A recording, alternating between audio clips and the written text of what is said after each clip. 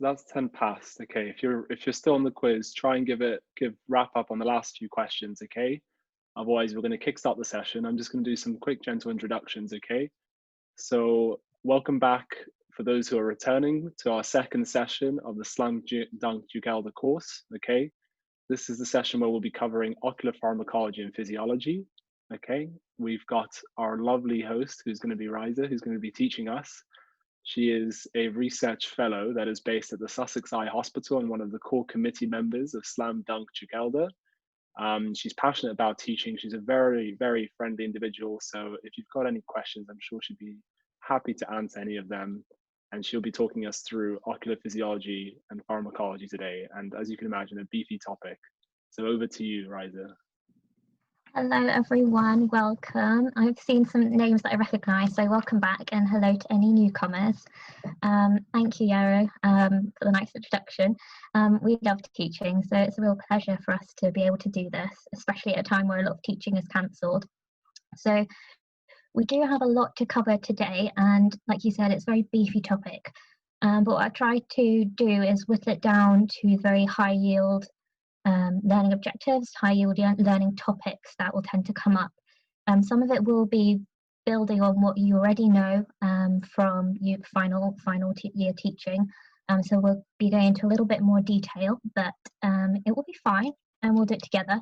If you do have any questions, just pop them in the chat. It's different for me not being able to be as interactive as I would like to be, but we'll do our best. So we're going to be covering ocular pharmacokinetics, ocular barriers, ocular drugs, their mechanism of action, and key physiological concepts. Some of the things I'll be covering in later lectures, so each lecture, will be building on what we've previously learned. So, done that. So we'll dive right in. Okay, so we'll firstly start by talking about routes of administration. So the most common route that we deliver drugs to the eye is by the topical route, and that's by drops. Ophthalmologists love drops, and what we want these drops to sort of target is anywhere in the anterior segment. And like Yarrow told us last week, that's referring to anything from the cornea, the aqueous humour in the anterior chamber, the pupil and the anterior surface of the lens, and also the ciliary body. And we'll be covering these in a bit more detail later on. Now, the major route that these drugs are absorbed is via the cornea. Now, there are other routes that we can use, and one of them is the intraocular route. That's referring to this big injection right here. And often we'll use these for things like anti-VEGF for proliferative diabetic neuropathy or wet AMD. And this is just for your interest. The periocular route refers to peribulbar, retrobulbar injections or subtenon's block. So peribulbar is around the eye, as you can see, and retrobulbar is going to be targeting this space behind the globe, so retrobulb behind the eye. Now, as you can imagine, having to put a big needle in all the way back here, there's risk of significant damage, not to mention risk to the optic nerve itself. So what we can use instead is a subtenon's block. Now, I should mention that these are quite often used to administer local anaesthetic to the eye. Now, what a subtenon's block is going to do, I'll quickly show you where it's targeting. Grab my pen. So tenon's capsule is a layer of connective tissue that surrounds the eye. It's drawing it a little bit further away than it would be. It's usually adhered to the sclera there, and where the injection is targeting is in this space here, and that's the subtenon space. Okay, so you've got tenon's capsule and the subtenon space, and what that will then do, the anesthetic injected here will then diffuse into the retrobulbar space instead of having to directly go into it. Now, this connective tissue then fuses with the dura overlying the optic nerve. So don't forget that the optic nerve is covered in dura. You've got the dura mater, followed by the arachnoid, the subarachnoid space, which has CSF, and then the pia, and that's all covering there. So if you damage that space, you can also get a CSF leak.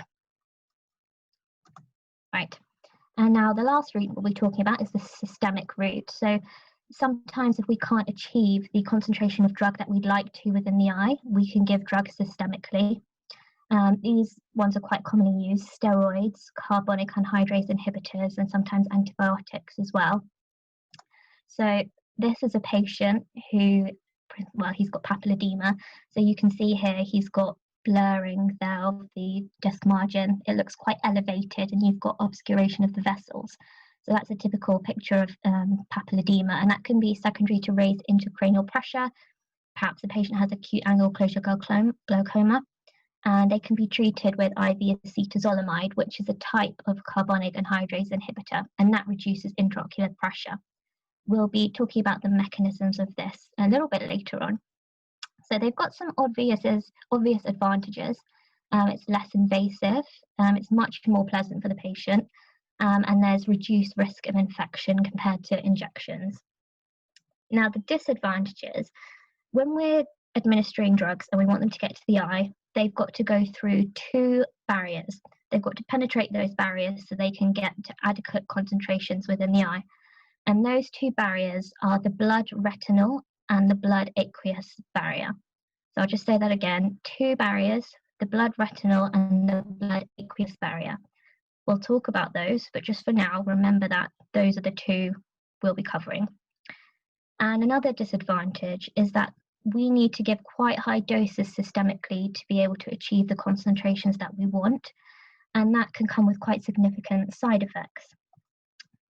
This is a guy with thyroid eye disease, and just by looking at it, you can see it's quite severe. He's got conjunctival injection there, chemosis, which is swelling of the conjunctival and soft tissues, and the globe looks proptose, so the globe looks like it's moving forward. And these patients tend to be treated with IV methylprednisolone. And the doses that we're giving, if you imagine your sort of standard patient coming in with an exacerbation of COPD or an asthmatic is going to get between 30 and 40 milligrams a day, these guys get between 500 to 1 gram in a dose, which is whacking and comes with significant problems. So you need to really focus on the history. Have they ever had TB before? Could that be reactivated when we're giving the steroids? Have they had chickenpox before? We potentially reactivate that, and then they get shingles, and also their heart. So quite significant doses of steroids can precipitate arrhythmias. So it's all more complicated than we think. Now, so I said the major route of drug administration was topical. Like Yarrow told us last week, we've got different parts of the conjunctiva. So we've got the tarsal conjunctiva there, which is just, you know, that hard bit of your eyelid that's covering there, which then turns into the palpebral, reflects over on itself, and then becomes continuous with the sclera. And the same happens on the bottom. And you can see it creates this kind of little sac at the top and the bottom. And when we're giving these drops, this is essentially where it's collecting.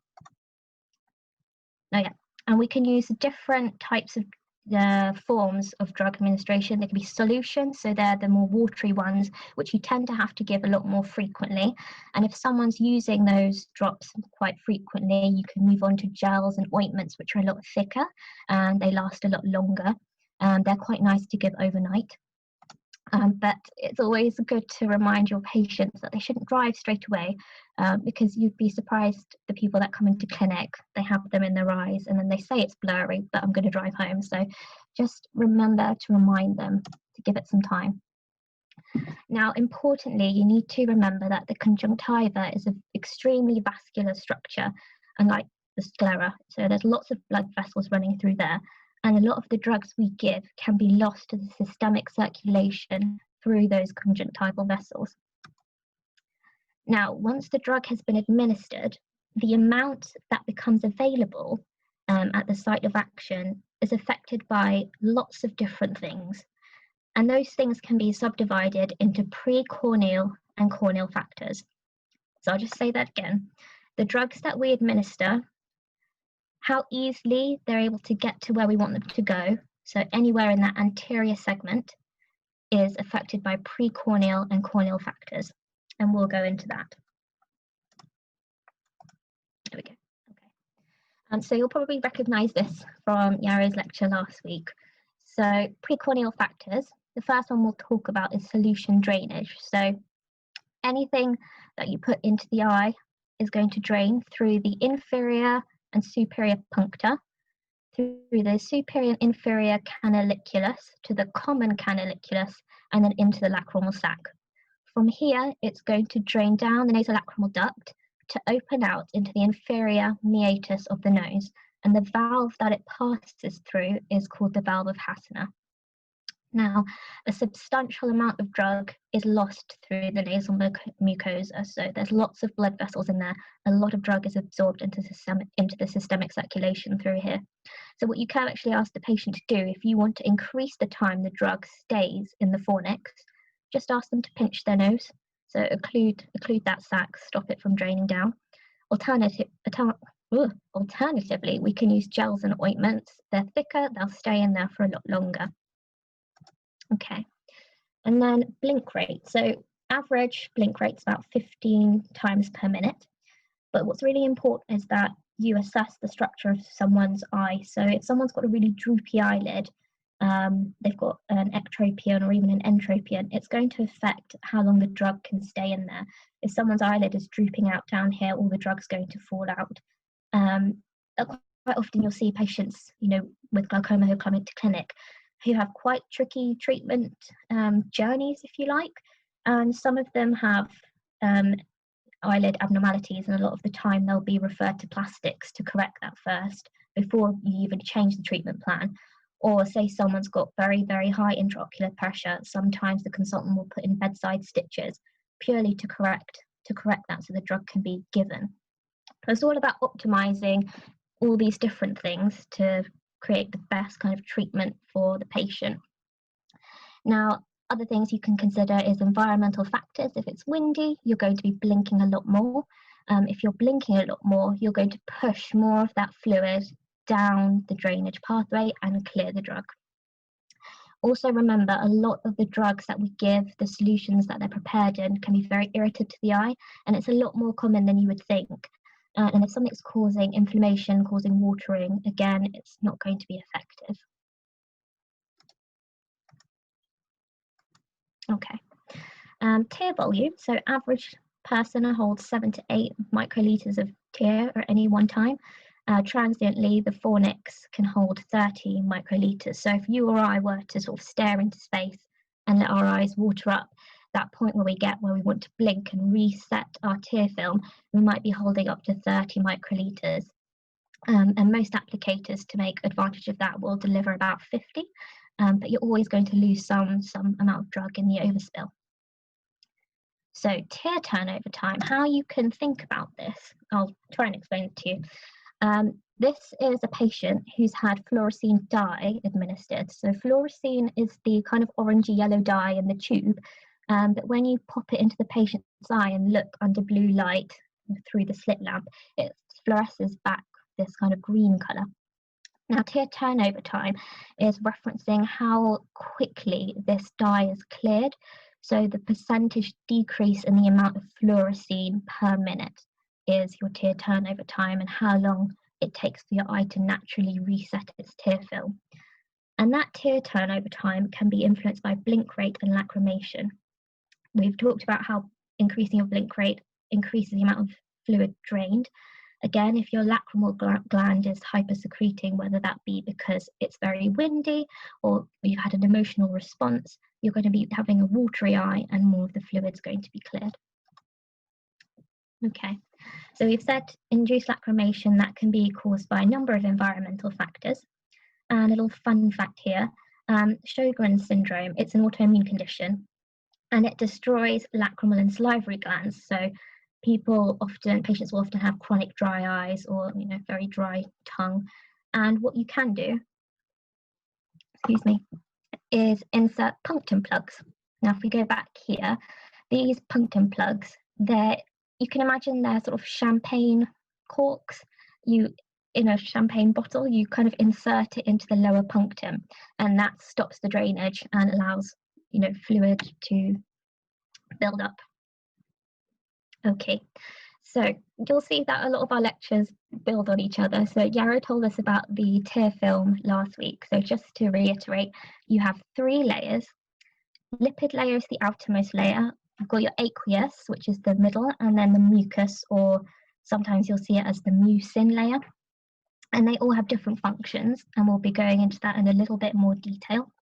But anything that disrupts the integrity of this tear film is going to affect how well the drug is absorbed and how long it remains in the fornix. So this tear film, the essential purpose of it is to keep the corneal epithelium hydrated. So down here, we've got corneal epithelium. If you're disrupting any of that, the corneal epithelium is going to dry out, and absorption through that major pathway is going to be impacted. Remember, we said that the corneal route is the major pathway of absorption of these drugs. So the pH of the tear film is about 6.5 to 7.6, and you can alter how well drugs diffuse through the cornea by altering the pH of the solution the drug is in and affecting how much of the drug is either ionized or not. Some drugs will also bind to tear film proteins like albumin and lysozyme. So there's lysozyme in this aqueous layer, and a lot of the drug can be lost by just binding off to these proteins.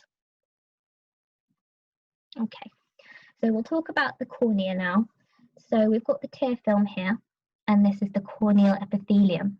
There are 5 layers within the epithelium. So the first layer is non-keratinized squamous, and then it moves into cuboidal cells and then columnar cells at the very bottom. All of these cells are bound by desmosomes, and those desmosomes keep everything bound extremely tightly and don't let the solutes pass through particularly easily. We've also got lots of sensory nerve endings running through here. So if someone's got an abrasion or there's a lot of inflammation of the cornea, that's why you get pain, because you've got a lot of sensory nerve endings there. Okay. The basement membrane is strongly adhered to Bowman's layer. So Bowman's layer is full of collagen fibrils. They're very much stuck to each other. And then the stroma represents 90% of the cornea. Now the cornea is filled with collagen, and it's type 1 collagen. They're all aligned in a parallel fashion, and that allows for the cornea to remain transparent, so light can pass easily through to the retina. And the cornea will, the stroma of the cornea will only allow ionized water-soluble drugs to pass through. So if we go back to the epithelium, I forgot to tell you, will only allow lipid-soluble drugs to pass through. So you've got a difference here. The top part will only allow lipid drugs to pass through, and stroma will only allow sort of water-soluble drugs to pass through. Now the endothelium, it's bound by gap junctions, and that allows free movement into the aqueous humor because those gap junctions aren't very tight, so things can easily just flow through.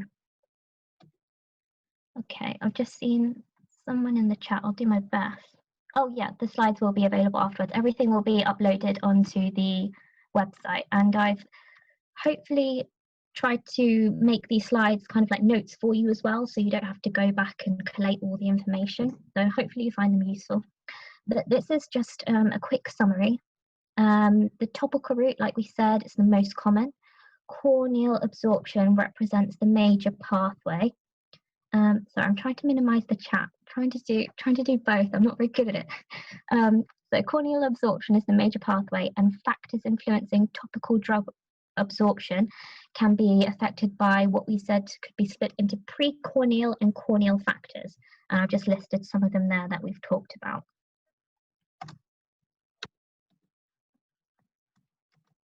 Okay, we're going to talk about ocular barriers now. I'm just going to have a sip of water.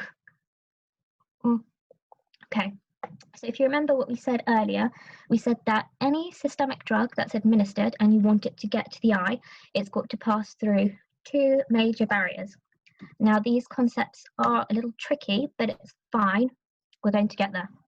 So these are the blood aqueous barrier and the blood retinal barrier. Okay. Right, I've got some notes here actually, so I don't forget to tell you anything important. But the blood aqueous barrier, we're just going to focus here, okay? I want you to ignore the BRB, that's talking about something else. So the blood aqueous barrier, it consists of 2 discrete cell layers that are located in the anterior segment. And just for repetition, we said that the anterior segment goes from the cornea to the anterior surface of the lens and also includes the ciliary body. Now, the anterior segment is not to be confused with the anterior chamber, which is here and contains the aqueous fluid. So, we're going to first talk about the vascular endothelium of the iris and ciliary vessels. So, any drug that's administered into the bloodstream will eventually end up coming into the bloodstream in the eye. We've got iris vessels here and also vessels within the ciliary body. And the vascular endothelium of these vessels is one of the barriers. Does that make sense? You can type yes or no into the chat. It just helps me know if I need to explain it differently. And feel free to say no. Okay, so that's the vascular endothelium, the endothelium of these vessels within the ciliary body and the iris. Okay, let's have a look at the chat. Sorry, could you explain that again? Yeah, sure. Okay, let's put this down. Right. Okay, so within the ciliary body, we've got capillaries, and within the iris, we've got capillaries as well, and they're very small. The vessel lumen of those capillaries is surrounded by a layer of cells known as the endothelium. So if you imagine, I don't know if you can see me on your camera, but if you have, okay, water bottle, no, I'll use this glass. Okay, if you've got a capillary, right, blood is flowing through here, okay? That layer of cells inside is the endothelium. So the drug which is in the blood running through this tube has to diffuse out of the endothelium and into the tissue surrounding it. So that is a barrier that the drug has to get through, the endothelium of the vessels. Hopefully, I don't know, that help? We can go over it again at the end if it still didn't make any sense. I'm happy to do that. Thank you. Okay, good. Yay. All right. The second layer that we're going to be talking about is the non-pigmented ciliary epithelium. This is a lot easier to understand. So the ciliary body and the ciliary processes are covered by an epithelial layer, which is the topmost layer, and that's known as non-pigmented ciliary epithelium. So once the drug has diffused out of those vessels through the ciliary body to be able to penetrate the eye or the anterior chamber where there's aqueous, it's got to diffuse out of that epithelium. So that represents another barrier that you're trying to get through. Okay, and both of these layers have tight junctions. Now, tight junctions, everything's just very tight, and it prevents anything from getting through. So that's why it's a good old barrier. Okay, now we'll be talking about the blood-retinal barrier. So this stops any kind of solute from entering the posterior segment of the eye. So anything from kind of the ciliary body onwards, that's what the posterior segment is.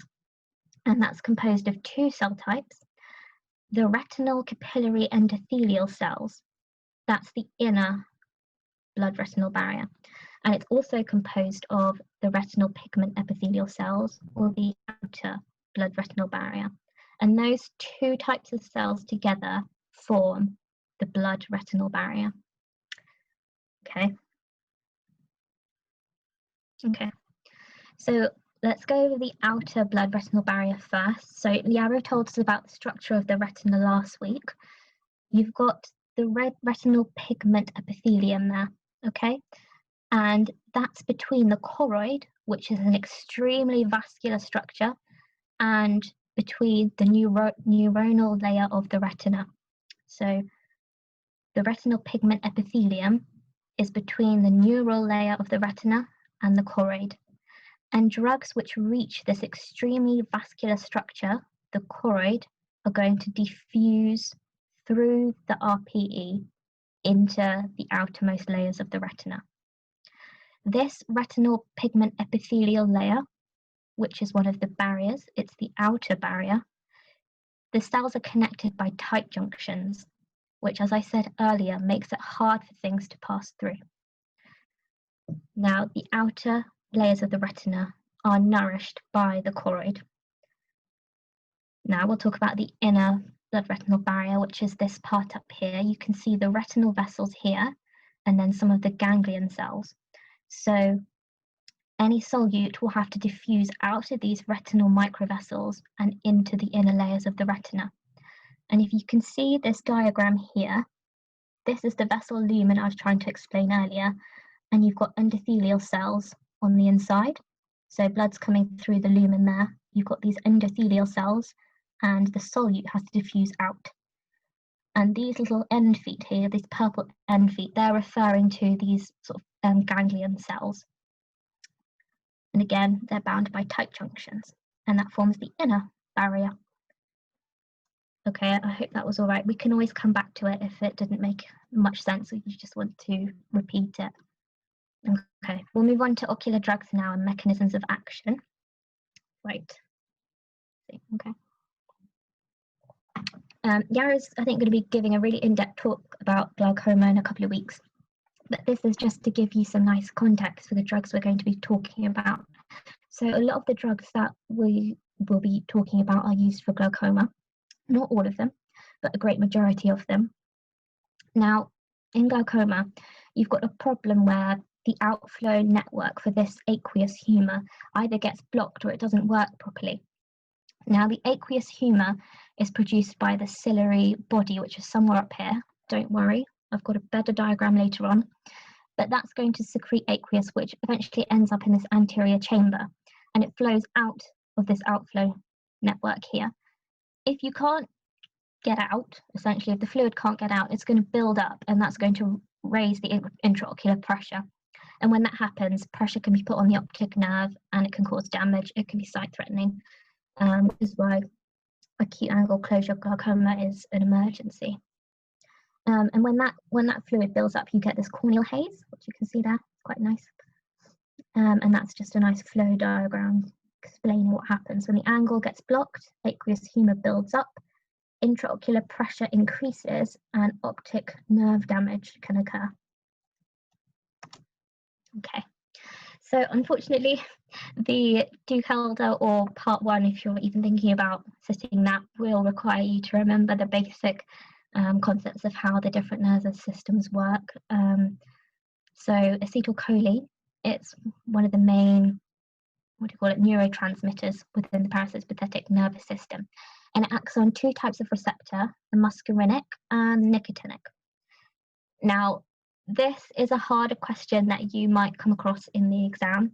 I've just included this here if you want to basically memorize it. And this is where ocular sort of receptors are found. These receptors are found within the eye. So extraocular muscle, levator palpebra, the iris, oh, I've written iris sphincter twice, okay. Ciliary body and the lacrimal gland, that is just to memorize. And I've included another one for you as well, potential exam question, previous exam question. Choline acetyltransferase, that's the enzyme responsible for degrading acetylcholine. It's present in the corneal epithelium, the ciliary body, and the inner plexiform layer of the retina. Okay, so actions of cholinergic drugs. So drugs that will be mimicking the parasympathetic nervous system. Ultimately, we want to be able to reduce intraocular pressure, which is why it's at the top. And it does this by opening the outflow network we were talking about earlier to allow aqueous to drain out of the eye. It also causes miosis or pupillary constriction by stimulating the iris sphincter muscle, and it causes accommodation. We'll talk about the mechanism of that later on, but it does that by stimulating the ciliary muscle. Okay. Sorry, I'm just having a look to make sure I haven't missed telling you anything important. Okay.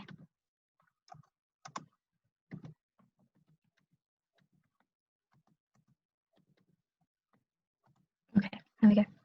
So cholinergic drugs or parasympathomimetics, you'll see it written many different ways, but they all mean the same thing. So we've got direct parasympathetic mimetics like pilocarpine, and that's used frequently in the treatment of glaucoma. And you've got indirect parasympathomimetics, and those inhibit acetylcholinesterase. So that's the enzyme that's responsible for degrading acetylcholine. So it inhibits acetylcholinesterase and prevents breakdown of ACH. And those drugs are edrophonium and physostigmine. Now, clinically, these are often used in the diagnosis of myasthenia gravis. So in ocular myasthenia, it's a neuromuscular disorder, and the skeletal muscles become like very weak. So you'll often hear it described as my eyes are tired, the patient's vision will get blurry because the extraocular muscles are weak, and they might have a ptosis as well because levator is not working properly. So we can diagnose them using the tensilon test. That's when IV edrophonium is administered, and any improvement in the ptosis or the double vision is a positive diagnosis for ocular myasthenia. And to treat these patients, we can give them longer acting agents such as neostigmine.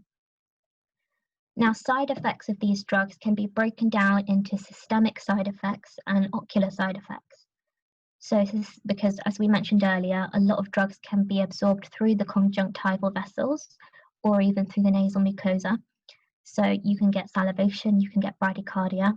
Quite common ocular ones are conjunctival toxicity, mainly because of the sort of preparation that the drug is given in. And you can also get cataracts and iris cysts. Okay. Cholinergic antagonists, so they're doing the opposite of cholinergic agonists. They're going to block the action of acetylcholine at the receptors and essentially mimic the action of the sympathetic nervous system. So it's going to cause dilation of the pupil. It's also going to cause cycloplegia. Now, what that means is that it inhibits the ciliary muscle, and I'll talk to you in a minute about why that's important. And it also slightly decreases lacrimal secretions, which is why it's at the bottom. But its two main effects are to cause pupil dilation and cycloplegia. These drugs are often used to prevent the formation of posterior synechiae in uveitis and iritis. So posterior synechiae are adhesions between the anterior surface of the lens and the posterior surface of the iris, and they can get quite sticky. And this is what the patient's pupil can look like head on. So by giving a dilating agent, so we give something that dilates the pupil, you're moving, hold on a second. Yeah, okay, sorry. So by giving something which it can cause cycloplegia, so i.e. inhibiting ciliary muscle contraction and preventing accommodation, you're going to reduce the likelihood of these adhesions forming. So when the eye accommodates, the lens essentially gets fatter and thicker across this way. So if you're making it get fatter, you can see that you've got more chance of the iris and the lens sticking together. So that's why it's quite commonly used in treatment prevention of that. Now, these are some examples. So yeah, we've talked about how it prevents posterior synechiae. It's also used really commonly in just routine fundal exams in clinic in A&E because you're going to be dilating the pupil. So it causes dilation of the pupil, and by dilating the pupil, you can easily see the fundus at the back of the eye. And commonly, we'll use tropicamide because it's very, very quick acting. As you can see, atropine lasts for a whacking 7 to 10 days. And these drugs can also be used to provocate glaucoma, but I will say I've not actually seen this done, but it is something that you can use to see if you can precipitate glaucoma in a patient. Again, side effects can be split into systemic and ocular. So systemic, it's like sympathetic symptoms, so sweating, flushing, tachycardia. Because you're dilating the pupil, patients will have blurred vision for quite a while. They'll also have photophobia because they're able to let more of the light through. And like I said, it can often precipitate glaucoma in some of the patients. Okay. We'll move on to the sympathetic system now. This is going to be quite important for our neuro-ophthalmology lecture, so just try and stay a little bit more switched on for this bit. So our sympathetic outflow trunk runs from T1 to L2. So T1 to L2 is the sympathetic outflow trunk. The presynaptic neurotransmitter is acetylcholine, and the postganglionic neurotransmitters are noradrenaline and adrenaline. And these will be released, and broadly speaking, they're going to be acting on alpha-1 receptors and beta-2 receptors within the eye. There's still quite a lot of research going on about where specific receptors are located within the eye, and there's a lot of work being done on their specific mechanisms of action. But what I'll be sharing with you is basically what is the general consensus at the moment, and certainly what has been the general consensus for the exam content. So you've got noradrenaline released. That's going to act on alpha-1 receptors, and the drugs that we use are alpha agonists. So that's going to cause smooth muscle contraction. So it's going to contract the dilated pupillae muscles and cause pupil dilation. It's going to contract the ciliary muscle as well, and it's going to cause constriction of the conjunctival and episcleral vessels. Now, we want to inhibit the action of noradrenaline on the beta-2 receptors, and we're going to do that by using beta blockers. The exact mechanism of action is unknown, but the two things which have been postulated are that it increases aqueous outflow and decreases aqueous production. Okay. I just want to try and find, here we go. This is what I was looking for. So I just want to try and explain to you about how these two things, how ciliary muscle contraction and how constriction of the conjunctival and episcleral vessels help to reduce intraocular pressure by affecting aqueous production and outflow. So the aqueous, as we mentioned earlier, is produced by the ciliary body. When you contract the ciliary muscle, it's going to move forward. When the ciliary muscle moves forward, it's going to open up this outflow network. So it widens it and more of the fluid can pass through. Okay. And the constriction of the blood vessels within the ciliary body are going to mean that less aqueous is produced. If you're reducing the amount of blood flow to the ciliary body, the amount of aqueous that's produced is going to decrease. So it's both, the alpha agonists are both decreasing the production of aqueous and also aiding how easily the aqueous is drained from the eye. Okay. So some examples of sympathomimetics or alpha agonists include aproclonidine, brimonidine, and clonidine, and these side effects again can be split into ocular and systemic. So common ocular ones: allergic conjunctivitis and conjunctival blanching. And the other one is hypertension. There was a patient who had phenylephrine administered in the chair, and she just for a second, 5 seconds maybe, completely went off once that was administered. And she sort of came round and said, yeah, that happens all the time when I'm giving these drugs because it's constricting the blood vessels, which is quite scary. When you see it done, you think you've killed someone with an eye drop, but she was fine. Phenylephrine can also be used to differentiate between scleritis and episcleritis. So in scleritis, you've got engorgement of the deep venous plexus, whereas in episcleritis, it's the superficial. And the phenylephrine will constrict the blood vessels in episcleritis, but phenylephrine will not constrict the blood vessels within the deep plexus of scleritis. So that's how you can differentiate between the two. Okay, and this is just a quick slide talking about beta blockers. So a very common one is timolol. Side effects include conjunctivitis, and you have to be very careful when giving these drugs to people with heart block, heart failure, or asthmatics. Now, beta-2 receptors, which we talked about earlier, they're found on ciliary processes and also in the trabecular meshwork. And this is how people think that it increases aqueous outflow and decreases aqueous production. Okay, so carbonic anhydrase inhibitors, they inhibit the enzyme carbonic anhydrase. That enzyme is found within the ciliary body epithelium, and it's a key enzyme in aqueous production.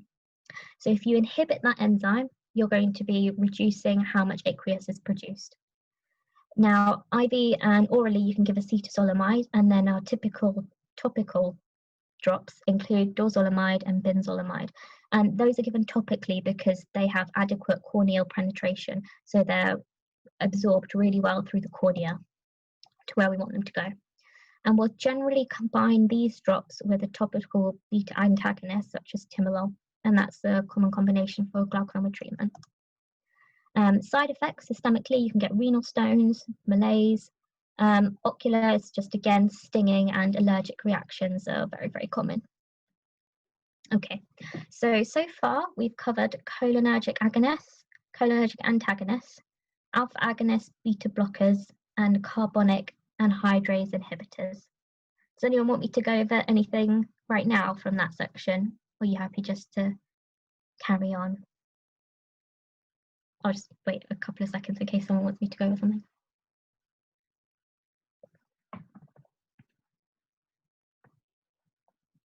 Can I just see the last slide? Yeah.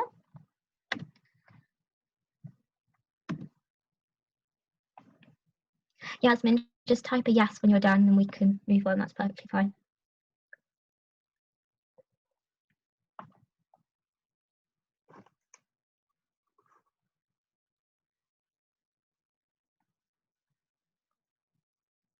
Okay, someone's asked, please could you review the drainage of aqueous humour again and the ciliary processes? I have a section coming up on that at the end in the physiology part. So I will answer that question then, hopefully. If I haven't, just drop me another message and we can go over it some other way. Phenylephrine, okay.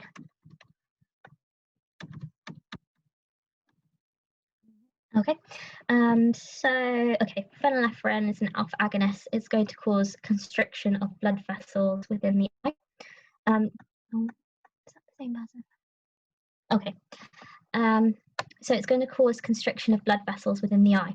In episcleritis, you've got a superficial sort of network of blood vessels which the phenylephrine is going to reach, and it's going to be able to constrict them. And when the blood vessels are constricted, you're going to have less blood flow and the eye is going to appear white. It's going to blanch. In scleritis, the plexus is very deep. The phenylephrine won't reach it, and so the eye will remain red. Does that help?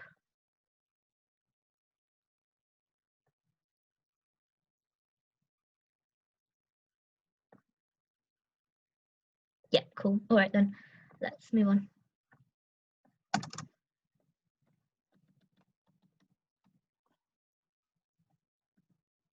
Okay, so key physiological concepts. Let's talk about the aqueous now. Hopefully this will answer your question. So we've got three functions of the aqueous humour. So essentially it supplies nutrition to the lens, the corneal epithelium, the stroma, but it does not supply nutrition to the corneal epithelium. The corneal epithelium, that derives its nutrition from the tears, the tear film. Now the aqueous, the balance of aqueous production and the aqueous outflow maintains intraocular pressure. So the primary function of the aqueous is to maintain intraocular pressure at a normal range of 10 to 21. And we also want the aqueous to remain transparent. So this is someone here with anterior uveitis, and you can see there's white cells building up in the anterior chamber. If that becomes cloudy, light's not going to be able to penetrate and hit the retina. Okay, and now the biochemistry of aqueous production is very complex. Sorry, it says it supplies corneal in both 1 and 2. Is this second correct? Sorry, let me have a look. Corneal. Oh yeah, I did. Okay, that's wrong. Thank you, Yasmin. So corneal epithelium, the corneal epithelium derives its nutrition from tears, not the aqueous. Thank you, Yasmin. You're so on the ball. As far as I know, acetazolamide is given PO and orally. It's not given via the drops. I try. Okay. But I can double check that, and certainly if Tom or Yarrow can check, that would be great. Okay, so the formation, the biochemistry is extremely complex, and you're not going to need to know a very intricate detail for the Duke Elder, or for finals for that matter. And there's different theories have been sort of postulated, but it's generally agreed that the passive diffusion of water and ions from the ciliary body and the active transport of sodium and chloride is what forms the aqueous. It's an active secretory process, so it takes energy. It involves an NAK ATPase pump and relies on the enzyme carbonic anhydrase type 2. So just remember, it's an active secretory process. It uses an ATPase pump, and the enzyme involved is carbonic anhydrase type 2.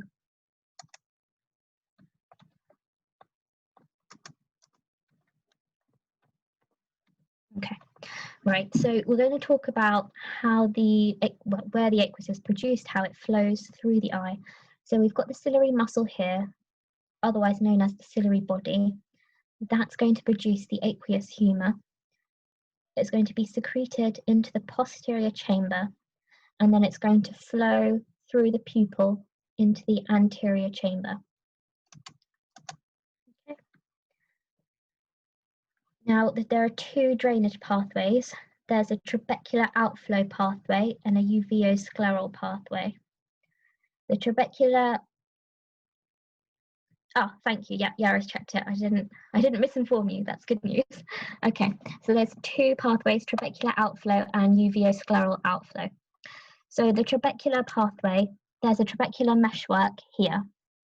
So it's going to flow through the anterior chamber, through this trabecular network, and through Schlem's canal into the episcleral veins and into the venous system. So that's the main outflow mechanism. The other one, which accounts for about 10%, is uveoscleral. That's drained by the venous circulation within the ciliary body itself, within the choroid and within the sclera. Can't see the choroid around there, but just remember it's drained into the venous circulation, ciliary body, choroid, and sclera. So when, I think we were talking about earlier, the drugs which cause contraction of the ciliary muscle. So when the ciliary muscle contracts, it's going to move forwards and it's going to open up this network, and it's going to allow more of the aqueous humour to drain through. To the person who asked me the question about aqueous production, does that answer your question? Does that help? I can't remember who it was. Hafsa? Yes, okay, great. Yay. Okay. No worries. Okay.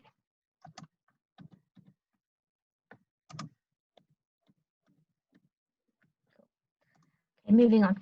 All right, the tear film. So Yara gave us a really good, when the ciliary muscle contracts, does it promote? That's a really good question. And the answer to that is I couldn't definitively tell you. I haven't seen it anywhere written that it promotes drainage through the uveoscleral route.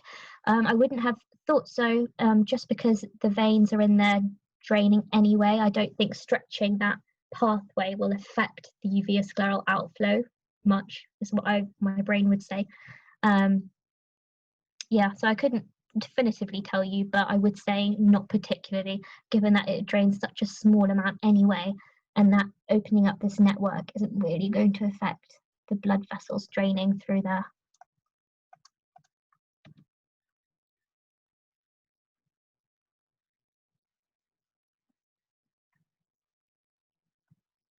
So I'm just checking.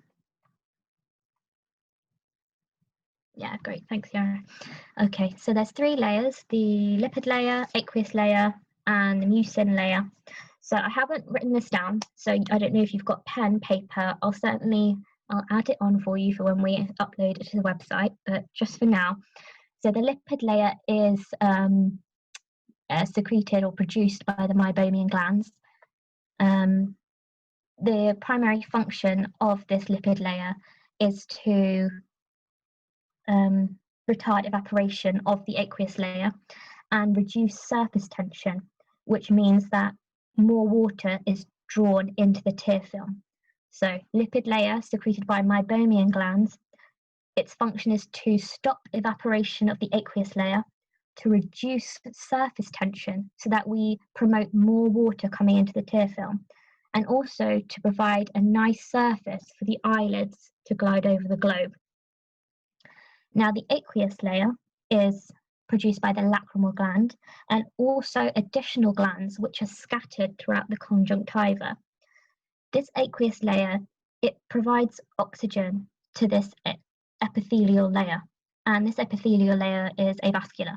So it's really important that nothing disrupts this tear film so we can supply this epithelial layer with nutrients. The aqueous layer also has antibacterial IgA and also lysozyme, so it can get rid of nasty things which enter the eye. It also acts to kind of make the corneal surface nice and irregular, so it clears out any corneal irregularities. The mucus layer, or the mucin layer, M-U-C-I-N, you'll see it written quite a lot like that. That's produced by conjunctival goblet cells. The sort of function of this layer is just to wet the cornea. It attaches all of this down to the corneal epithelium.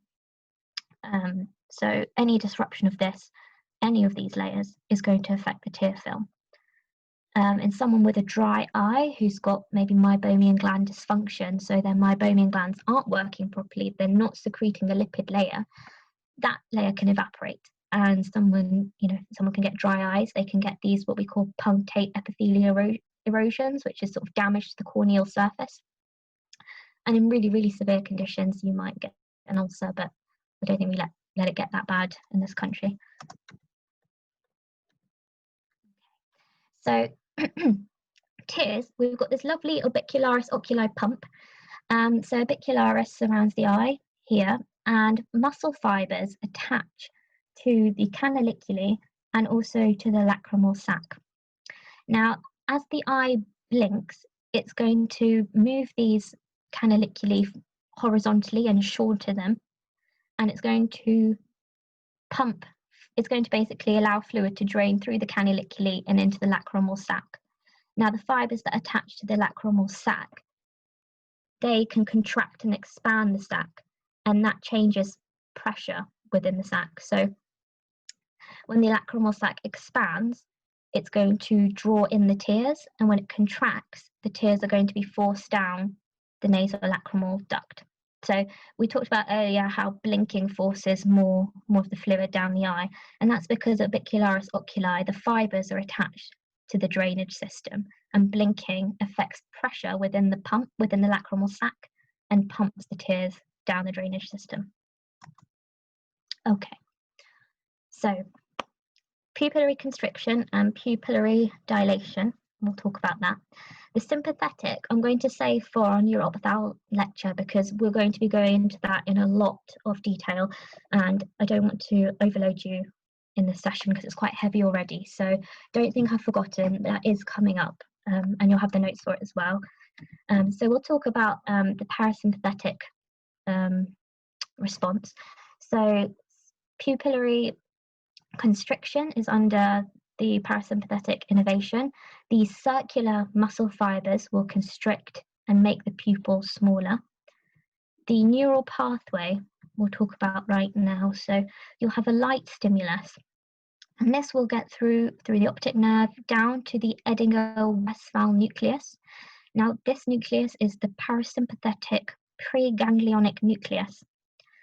Impulses will then travel in cranial nerve 3, ocular motor nerve, to synapse in what's known as the ciliary ganglion. Okay, so light optic nerve travels to the Edinger-Westphal nucleus. Impulses then travel through the ocular motor nerve, so parasympathetic impulses through the ocular motor nerve to synapse in the ciliary ganglion.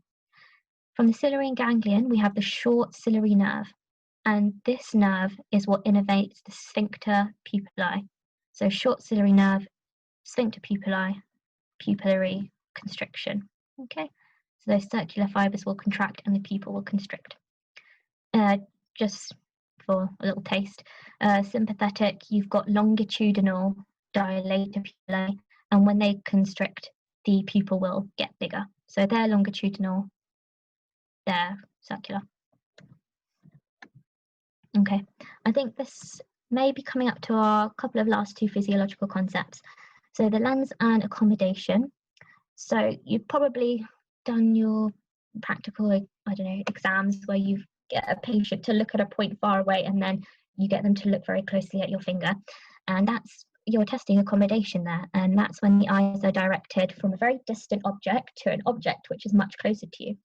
And it involves three things. It involves convergence of the eyes, pupillary constriction, and an increase in biconvexity of the lens. So earlier when I talked about the lens getting fatter and increasing in axial width, that's the lens becoming more sort of convex. No, the lens becoming more convex, sorry. So accommodation reflex, these three things. And the accommodation reflex starts at 2 months and it's very well developed by 8 months. And as we get older, the ability for us to accommodate becomes, well, it deteriorates. So that's why elderly people can complain that I can't see as much or as well as I could in the nighttime or when I'm reading a book. And that's known as presbyopia. And really by 60 years, that's when accommodation is very, very poor. Okay. So convergence that we talked about of the visual axis, that's mediated by contraction of the medial rectus, and that's by innervation of the oculomotor nerve. And the importance of that is that it keeps the image that we're looking at central on the fovea, where visual acuity is at its highest. So the medial rectus contracts, it keeps everything within the center so that it hits the fovea, where we have our greatest visual acuity. And pupillary constriction, like we talked about earlier, it's mediated by the contraction of the sphincter pupillae and the increase in lens convexity. So we've got a little diagram here. So we've got ciliary muscle, or the ciliary body, and attached to that we've got these zonular fibers, and you'll remember that from Yarrow's lecture last week. Those fibers attach to the lens capsule and to the ciliary muscle. So when the ciliary muscle contracts, it's moving inward, or I think Yarrow put in the track quite nicely, anteriorly, and these fibers here, they relax. And when they relax, it reduces tension on the lens so that the lens can become fatter. And when that lens becomes thicker, it allows the light rays to be directed more towards the center. So it allows the light rays to be more focused. And that's also why our pupils constrict. When our pupils are dilated, we get light rays coming in and out everywhere. So pupillary constriction, it stops diverging light rays from blurring our vision. Okay, well, that was the last one. If you have any questions, just pop them in the chat. I think we've just got the post-test quiz now. Thank you guys so much for sticking with it. Yeah, please follow up and we'll get the answers to you.